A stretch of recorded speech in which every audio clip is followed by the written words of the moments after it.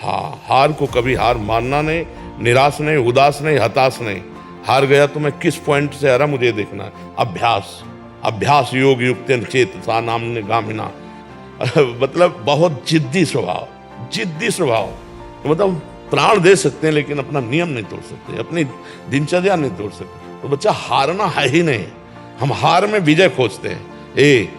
खिलाड़ी का गेंद जब ऐसे नीचे जाता है ना, तो ये ना समझे नीचे गया, वो नीचे से थपक मारेगा तो अपने लक्ष्य पे जाएगा। 1000 बार हारेंगे तो भी हम दौड़ पड़ेंगे अपने लक्ष्य की तरफ। हार कर नहीं बैठ जाएंगे कि यार 1000 बार हार गए अब क्या जीतेंगे। नहीं नहीं, हम हार को जीत में बदलेंगे। ब्रह्मचर्य में अपार सामर्थ्य है, अपार सामर्थ्य है। ये नवीन बच्चे जो ब्रह्मचर्य नष्ट करें बहुत घातक। आप अपने ब्रह्मचर्य को छीण मत करना, आप कोई नशा मत करना जब तक विद्या अध्ययन कर रहे हो, ये बहुत बड़ी साधना है। और अगर आप ग्रेजुएट ना हो जाए तो हमें बताना। आयुष मल्होत्रा जी। राधे राधे राधे महाराज जी। महाराज जी, अगर हार जाएं तो जीते कैसे, अपने ऊपर भरोसा कैसे करें? हमने तो हार कभी हार मानी नहीं, हजारों बार हार के अवसराय पर हार मानी नहीं, मुझसे जीत का एक इशारा माना। जब हार होती तो हम उसमें ढूंढते हैं कि मेरी हार कहाँ से हुई, कौन सा पॉइंट है जिसमें हमसे चूक हो गई, तो हमारी जीत का वो कदम बनेगा। हार को हमने कभी हार माना नहीं, कभी निराश नहीं हुई, कभी हताश नहीं हुई। जिद्दी स्वभाव, ये हम अपने लिए नहीं कह रहे, ये उत्तर दे रहे हैं हम आपको। हाँ, हार को कभी हार मानना नहीं, निराश नहीं, उदास नहीं, हताश नहीं। हार गया तो मैं किस पॉइंट से हारा मुझे देखना है। मेरे अभ्यास में कमी हुई या मेरे अंदर प्रमाद स्थिति आ गई। हम इसे भाग्य नहीं मानते। भाग्य आगे को तो झाड़ू लगा के कोने में रखना है, नहीं तो भगवत प्राप्ति भाग्य से नहीं होती। हमारा भाग्य कितना बड़ा, पीछे का कर्म ही तो है। हम इतना विशाल कर्म करेंगे कि उसे दबा देंगे। राधा राधा राधा। और चूक कहाँ हुई, रात दिन अपने कर्तव्य कर्म के अभ्यास में दृढ़ हो जाए तो सबसे ज्यादा प्रवीण हो जाएगा। अभ्यास में बहुत बड़ी ताकत है, बहुत बड़ी ताकत। आंख मूंद करके आदमी को लिटा करके आसपास नारियल लग करके वो गन से मार रहा है, जरा चूक जाए तो उसकी खोपड़ी फट जाएगी। अभ्यास, अभ्यास योग युक्तेन चेतसा नाम्ने गामिना। अर्जुन जी को अभ्यास से दिव्य बनना हुआ। जब देखा कि दीपक बुझ गया और भोजन का कवल मुख में ही गया, तो अर्जुन ने कहा ऐसा कैसे हो गया, हम प्रकाश में पा रहे थे, इसका मतलब इसका अभ्यास है। तो मतलब अभ्यास अगर हो जाए तो कुछ भी किया जा सकता है। रात्रि में साय साय बाणों की, तो उनके जो गुरुदेव थे वो गए, देखा तो उनका अर्जुन इतना तुम्हारे अभ्यास में प्रियता है, तो उनका गुरुदेव विश्व का सबसे बड़ा धनुर्धर बनना है। तो द्रोणाचार्य जी ने कहा मैं आशीर्वाद देता हूं तुम्हारे अभ्यास को देखकर कि विश्व में तुम्हारे जैसा धनुर्धर कोई नहीं होगा। तो हम भी भगवान के अंश हैं यार, हम थोड़ी चूक कर देते हैं, मनोरंजन के लिए हम ढील दे देते हैं, अपने अभ्यास में प्रमाद कर देते हैं। चाहे पढ़ाई हो चाहे जो भी हो, हमको बिल्कुल उसमें तन्मय रहना है। राधा राधा राधा, पढ़ाई हमारा कर्तव्य, तो हम इतनी मोटी ग्रंथ होगी हम उसे कंठस्थ कर लेंगे, पूछो कहां से पूछोगे।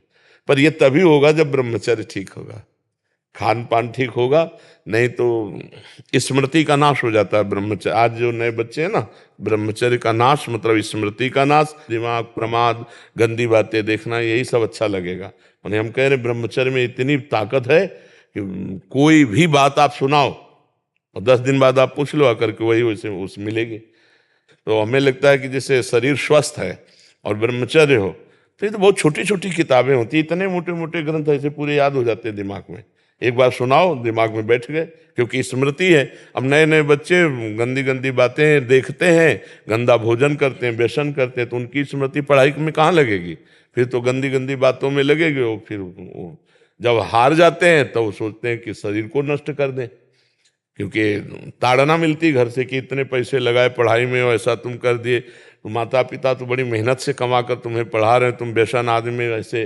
तो हमें लगता है बच्चा कि अगर संयम से चला जाए तो जिस डिपार्टमेंट में हम हों, हम जान की बाजी लगाकर ऐसा अभ्यास करें, कौन किस में फेल हो जाएंगे। ये बाबागिरी कोई छोटी मोटी युद्ध वाली बात नहीं, बहुत बड़े युद्ध की बात है, बहुत बड़े युद्ध की बात है। ये कोई खिलवाड़ नहीं, जैसे अपने लोग बचपन से आए ना, भूख प्यास गर्मी सर्दी काम क्रोध लोभ मोह मद मत्सर, लोगों की गालियां, सामने से। तो हमें हारना नहीं।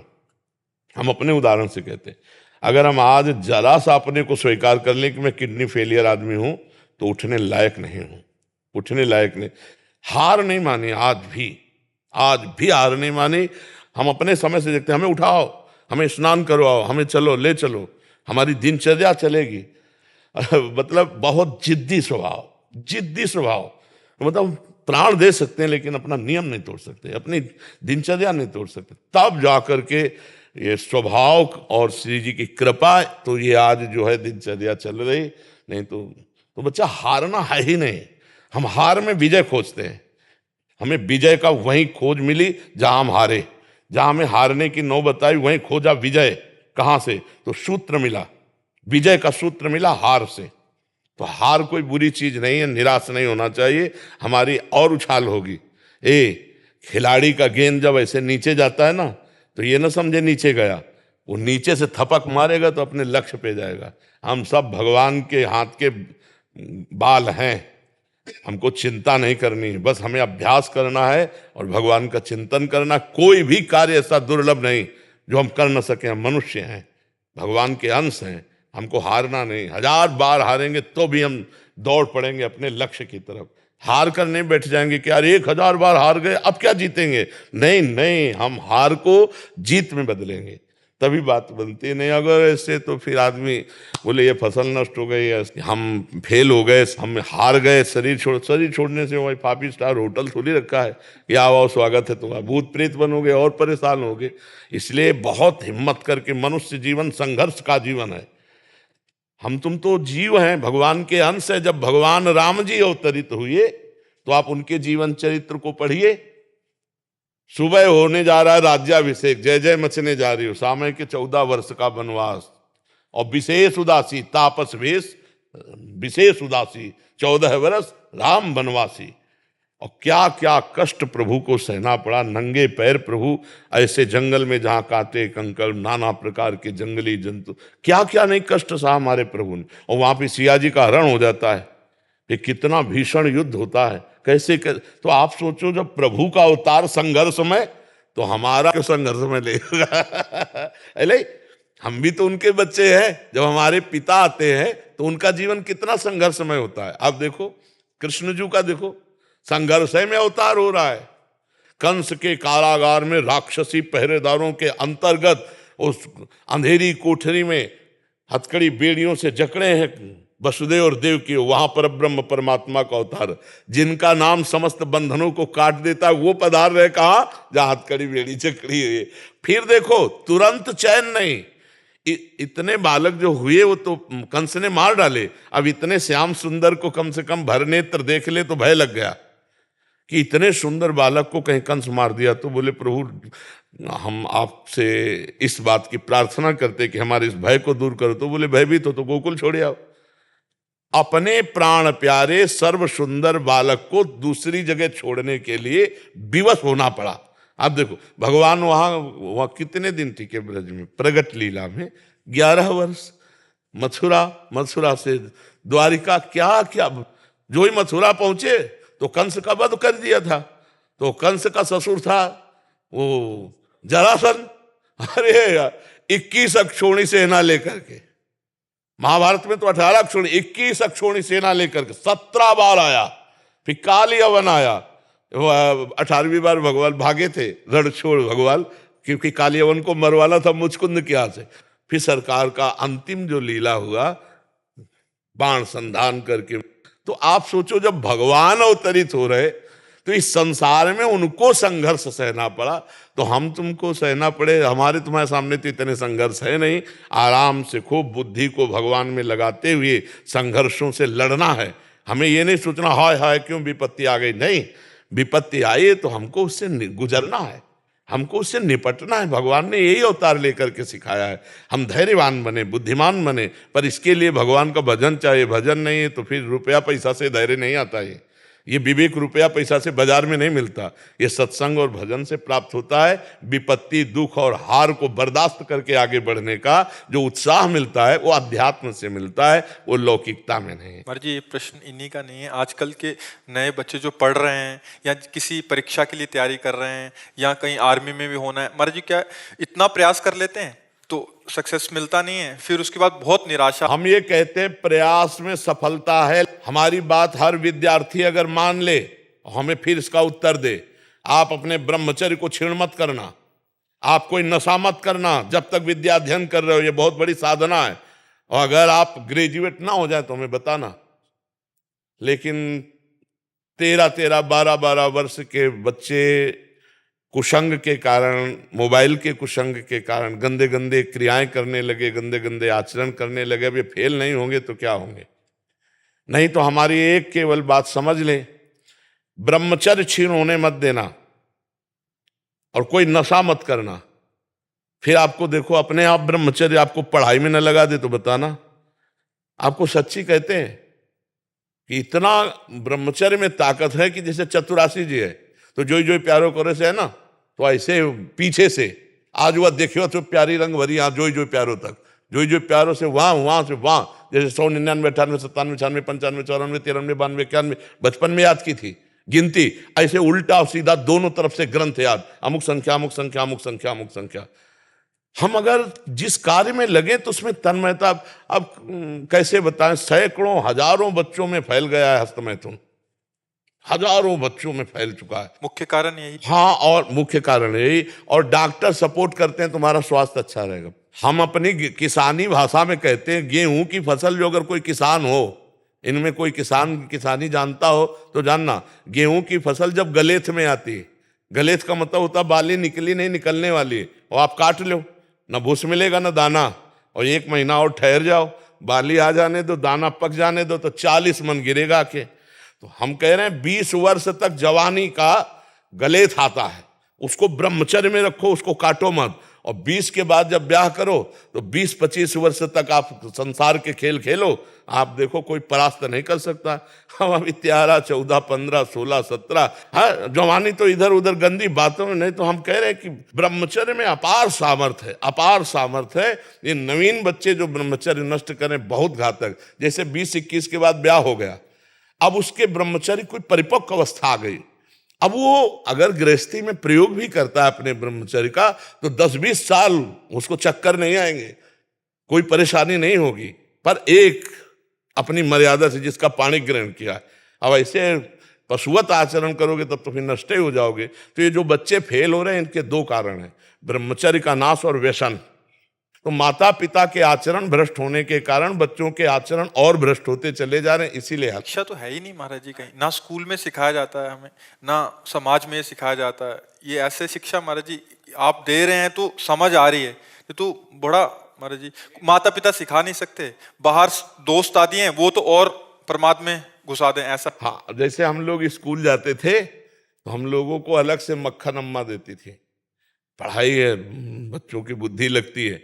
अब चाउमीन खा के स्कूल जाते समझ, या 1 लीटर बठा और 2 रोटी शाम की बनी हुई, और जब मीसो तो पूरा वैसे खस्ता की तरह जल्दी से सुबह पाया और दौड़ लगा के 3 किलोमीटर स्कूल था, स्कूल गए तो वो सब पच जाता था और पौष्टिकता थी।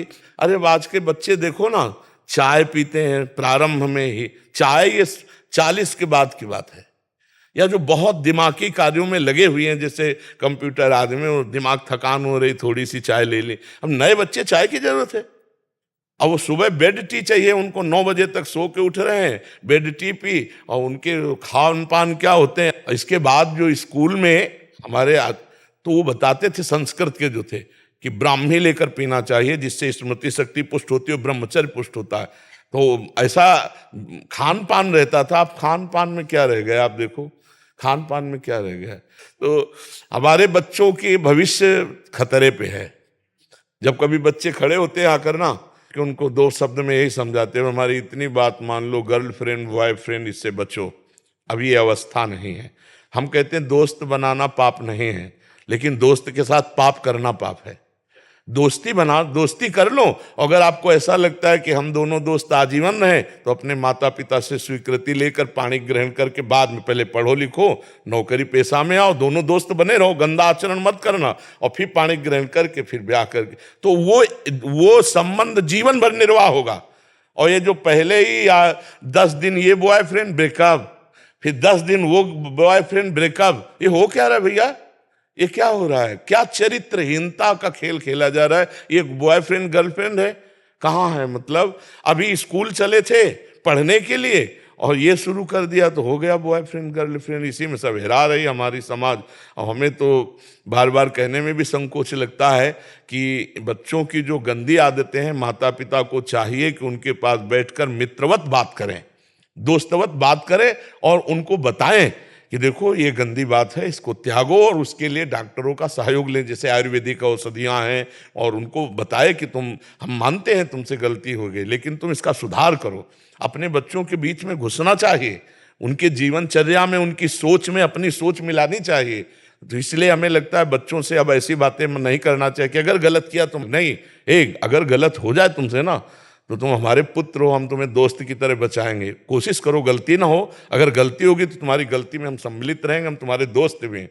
तो बच्चे का उत्साह बनता है, वो अपनी हर बात माता पिता से शेयर कर सके तो बच सकता है। पर ऐसा प्रायः माता पिता नहीं होते हैं, प्रायः भय प्रदान कर देते हैं। हमें लगता है भय की वृत्ति से आप बच्चों को नहीं बचा सकते, प्यार की वृत्ति से बचा सकते हो, भय वृत्ति से नहीं बचाया जा सकता। और ये बहुत बड़ा रोग है, आपको हम कैसे बताएं। एक 13 वर्ष का बच्चा खड़ा होना मुश्किल हो गया। अब बच्चे हैं, उनको तो कुछ समझ में नहीं आ रहा, उनको तो लग रहा है सुख का साधन है, और वो 8-8, 10-10 बार तो खड़े होना मुश्किल हो गया। तो हमें लगता है यार बच्चों को बचाओ।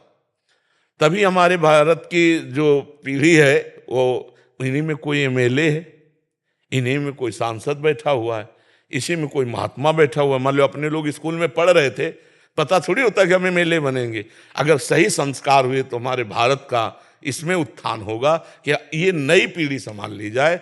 माता पिता समाज मिल करके इनको व्यसन मुक्त करे, व्यभिचार मुक्त करे, तो ये आगे बढ़ सकते हैं।